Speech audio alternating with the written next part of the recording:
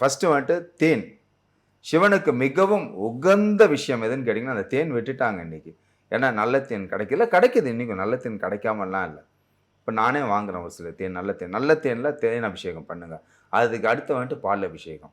சிவனுக்கு தேன் அபிஷேகம், பால் அபிஷேகம் பண்ணி, உங்க கையால வாங்கி குடுத்து பண்ணி, நீங்க அது கண்குளிர கணவன், மனைவி பாருங்க. இது பார்த்தீங்கனாலே வந்துட்டு ஒரு நல்ல மாற்றம் வந்துட்டு ஏற்படும் உங்களுக்கு. அதேபோல நான் ஏற்கனவே சொல்லிட்டேன் உங்களுக்கு. தடங்கல்கள் அப்படின்னு சொன்னீங்க அப்படின்னீங்கனாலே, ஃபர்ஸ்ட் இந்த 4 பேர் தான் வருவாங்க நிவர்த்தி பண்றதுக்கு.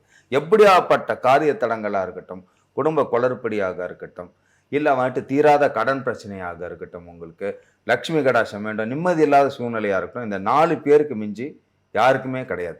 பிரைம் வந்துட்டு சிவன் தான். சிவன் பகவான் தான் எல்லாத்துக்குமே. புரியுதுங்களா? ஆனா இவரு கூட இருக்கிறவங்க யாரு மெயினா நமக்கு வந்துட்டு ஒரு சிலர் புரொடெக்ட் பண்ணுவாங்க அப்படின்னு கேட்டீங்கன்னா, ஏற்கனவே சொன்னது தான். லட்சுமி நரசிம்மர், யோக நரசிம்மர், ஆஞ்சநேயர், விநாயகர். இவங்க 4 பேர்ல யாருக்கான ஒண்ணதுக்கு நான் ஏற்கனவே அந்த பரிகாரம் சொன்னேன் பார்த்தீங்களா? அந்த பரிகாரத்த நீங்க கடைப்பிடிங்க. எப்படியாப்பட்ட தடங்கல் இருந்தாலும் கண்டிப்பா நிவர்த்தி ஆகும். என்ன அப்படின்னா சோம்பேறித்தனம் படாதீங்க.